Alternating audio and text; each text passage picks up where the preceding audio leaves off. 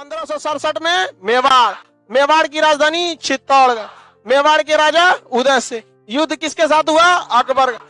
निर्णायक भूमिका से पहले ही अकबर क्या हो गया? लौट गया। 10 साल बाद फिर यहाँ कब्जा करने आया मेवाड़, लेकिन इस समय मेवाड़ के राजा थे राणा प्रताप। राणा प्रताप किसके बेटा थे? उदय सिंह।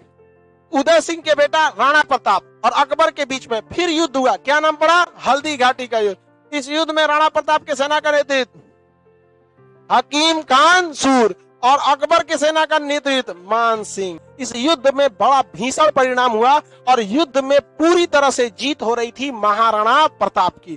पूरी तरह महाराणा प्रताप जीत चुके थे। 90% से ज्यादा जीत किसकी हो चुकी थी? महाराणा प्रताप। इसी बीच में अफवाह उड़ा दिया कि अकबर आ गया है युद्ध के मैदान में। मुगलों की सेना में एक बहुत बड़ी कमी थी।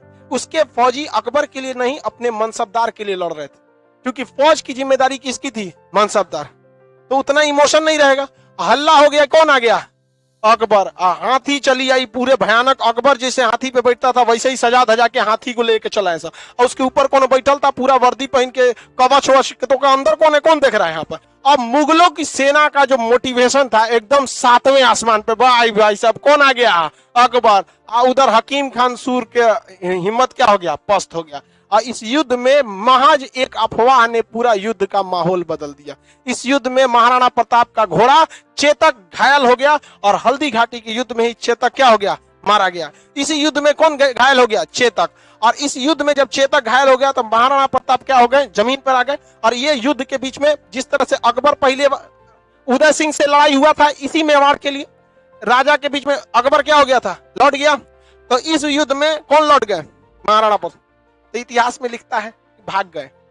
तो आप ये भी लिखिए कि 67 में तब अकबर भी भाग गया। और अगर आप 67 में अकबर को लौटा रहे हैं तो हल्दी घाटी के युद्ध में राणा प्रताप को भी लौटाइए। ऐसा आपको कोई अधिकार नहीं दिया कि एक को आप बड़ा कहेंगे, एक को आप छोटा। देखिए, युद्ध और जीत अपने जगह पे है। बहादुरी से सब लड़े थे। जब यहाँ हल्दी घाटी का युद्ध हुआ तो हल्दी घाटी के युद्ध में प्रारंभिक निर्णय किसकी ओर से था? महाराणा प्रताप। इस प्रकार दोबारा जो मेवाड़ पर आक्रमण किया गया था, पहले भी मेवाड़े पर आक्रमण हुआ था, उस समय राजा, दोबारा भी मेवाड़ पर आक्रमण हुआ। तो युद्ध कहां चालू हो गया? हल्दी घाटी।